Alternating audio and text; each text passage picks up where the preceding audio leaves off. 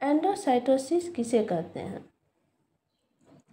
तो एंडोसाइटोसिस ही एक ऐसी प्रक्रिया है जिसके द्वारा अमीबा भोजन ग्रहण करता है। अब यह प्रक्रिया होती कैसी है? तो प्रक्रिया ऐसे काम करती है कि पहले झिल्ली का अंत वर्णन यानी कोशिका की प्लाज्मा झिल्ली यानी सेल मेम्ब्रेन या कोशिका झिल्ली कहिए, बाहरी पदार्थों के संपर्क में आने पर अंदर की ओर मुड़ जाती है। दूसरा, पुट्टी का निर्माण। यह मुड़ी हुई झिल्ली पदार्थ को घेर लेती है। मान लीजिए कि ऐसे है, अब वो पदार्थ को घेर लेती है और एक छोटी थैली या पुट्टिका के रूप में कोशिका के अंदर टूट जाती है। अब है पदार्थों का प्रवेश। यह पुट्टिका फिर कोशिका के साइटोप्लाज्म में मौजूद हो जाती है, जिससे पदार्थ कोशिका के अंदर चला जाता है। यह कोशिका को पोषक तत्व प्राप्त करने में मदद करती है। कोशिका संक्रमण पैदा करने वाले रोग जनकों जैसे बैक्टीरिया और वायरस को भी एंडोसाइटोसिस द्वारा पकड़ लिया जाता है। यह कोशिका सतह से अतिरिक्त लिंकेज या अन्य घटकों को हटाने में भी सहायक होती है। तो एंडोसाइटोसिस कैसी प्रक्रिया है?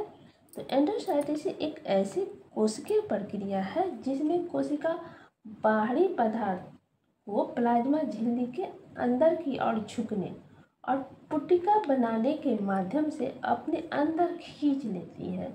यह प्रक्रिया पोषक तत्वों को लेने, रोग जनकों को पकड़ने और कोशिका सतह के पदार्थ को हटाने के लिए महत्वपूर्ण है। इसमें ऊर्जा की आवश्यकता होती है। इस प्रक्रिया को करने के लिए इसे एनर्जी की आवश्यकता होती है, इसलिए इसे कैसा परिवहन कहा जाता है? तो एंडोसाइटोसिस को सक्रिय परिवहन यानी एक्टिव सक्रिय परिवहन का रूप कहा जाता है, क्योंकि इसके लिए एनर्जी की आवश्यकता होती है। तो अमीबा भोजन कैसे ग्रहण करती है? तो एंडोसाइटोसिस प्रक्रिया के द्वारा। लवक कितने प्रकार के होते हैं एवं इसके कार्य क्या है? लवक या प्लास्टिड। लवक या प्लास्टिड सिर्फ पादप कोशिका में पाए जाते हैं। यह जंतु कोशिका में नहीं पाया जाता है, क्योंकि पादप अपना भोजन का निर्माण स्वयं करते हैं, इसलिए इसे लवक की आवश्यकता होती है तथा रंग के लिए भी इसे लवक की आवश्यकता होती है। इसलिए लवक सिर्फ पादप कोशिका में पाई जाती है, जंतु कोशिका में इसकी आवश्यकता नहीं होती है। यह कोशिका द्रव में चारों ओर बिखरे होते हैं। सेल के अंदर एक द्रव होता है जिसे हम कोशिका द्रव कहते हैं, इसी में यह लवक बिखरे होते हैं। आकार में यह मुख्यतः अंडाकार, गोलाकार या तस्तरी नुमा दिखाई पड़ते हैं।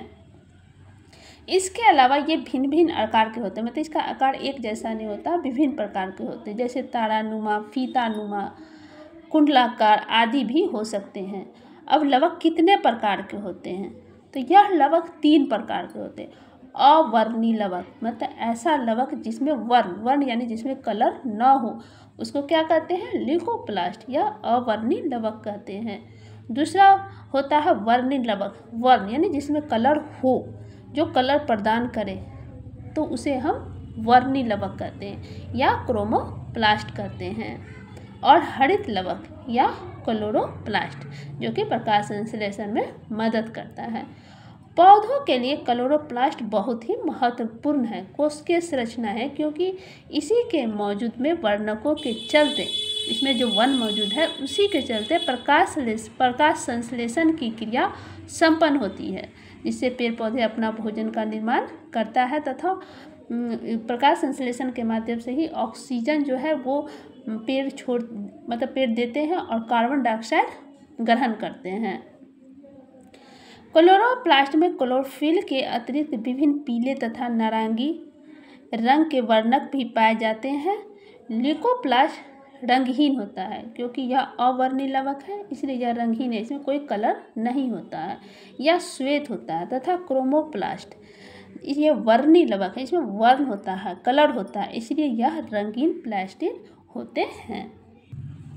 कार्य: ल्यूकोप्लास्ट मतलब अवर्णी लवक ल्यूकोप्लास्ट मुख्यतः जड़ की कोशिका में पाई जाती है, यानी पेड़ के जो जड़ है उसके जो सेल है उसी में ल्यूकोप्लास्ट मुख्यतः पाए जाते हैं और खाद्य संचय का कार्य करते हैं।